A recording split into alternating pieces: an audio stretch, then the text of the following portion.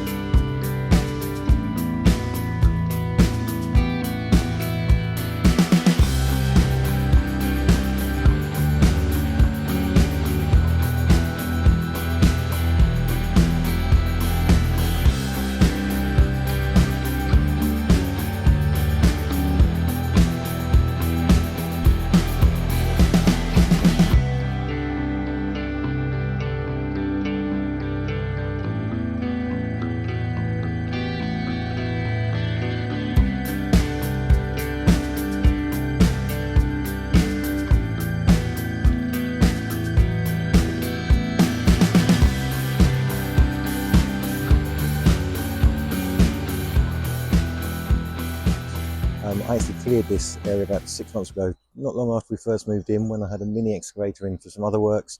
And then since then I've put some compacted MOT type 1 sub-base down on top of the membrane just to keep the weeds at bay. Got these 70-year-old apple trees here, this apple archway. You saw me in a previous video cut this back recently to create some of the dead hedge section. So we've obviously got the windfall coming in there.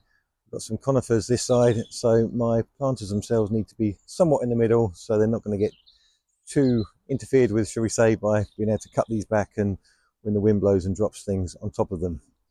The sleepers themselves are 2.4 meters long by 200 mil by 100 mil, and I'm going to be stacking them so the 100 mil is on the vertical side, so we've got the 200 mil as the width for stability. I'm going to be creating the beds 2.4 meters long. This is externally by 1 meter. So obviously I've got to take off 200 mil either side, and the lengths for the internal measurement, which is going to give me beds of 2 meters by 600 mil. So let's get cutting and let's crack on.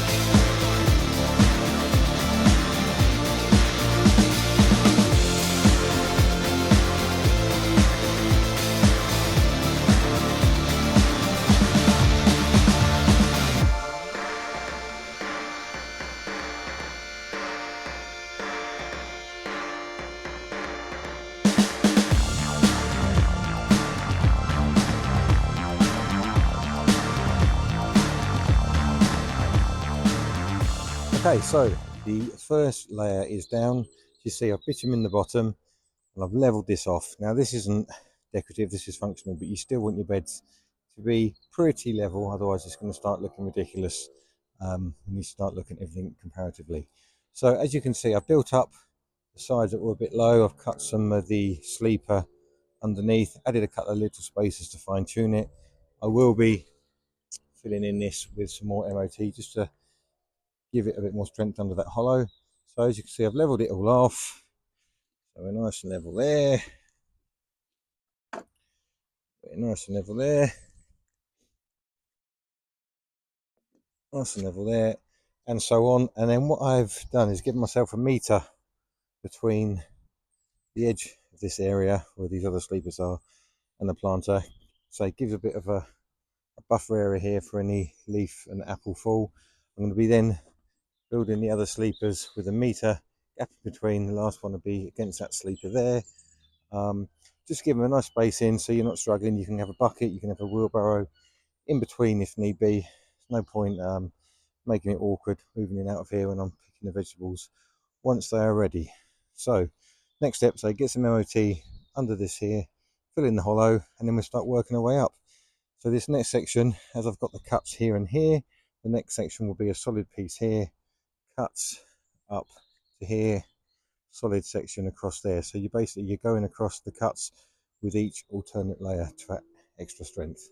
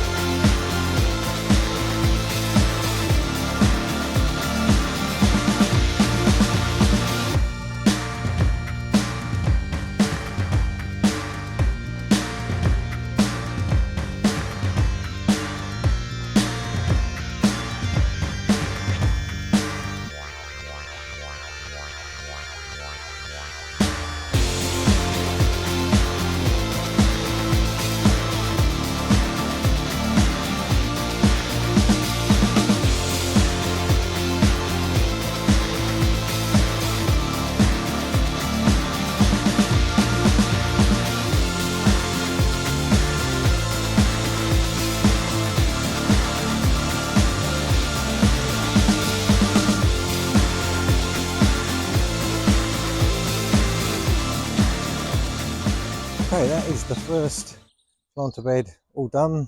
As you've just seen, I've put a weed-proof membrane at the bottom. That's going to stop weeds coming up, but it's going to let water go through. And we've got the plastic line in there just to protect the timber when it's all full up with soil. It's obviously going to get wet. It's going to be on the inside of that, and it's never going to dry it otherwise. So that's why we put the plastic on the inside of that. Never use a bitumen because of the chemicals that are in the bitumen. Like I put on the underside, they can leach into the soil, and then you're going to be eating some of those chemicals in the food that you're growing in here. And the whole point of growing your own food is so you don't have any of the chemicals in there that you're going to get from shop bought produce. So first one done, the others are going to be made exactly the same. And all of a sudden I've got 5 planters. These are the same size, these are slightly wider, just to give me different options for planting. Like you've seen, all of them have got the weed-proof membrane that's permeable, letting the rain through. Then we've got the plastic around the side, keeping the damp off of the timber. Basic thing about constructing these sleepers, or these planters I should say, is stacking them so you've not got just a pile of timber on top of each other like you would with brickwork, blockwork. You want to stagger it so the cuts from this end go over the cuts from there. So we've just got nice end cuts here one thing I need to do once this timber's dried out, as you can see, is just treat these cut ends that I've got on show here. I'll be using some Danish oil on that, but at the moment this timber's still far too wet from all the rain we've had the past couple of weeks. So once that's dried out, that will be treated.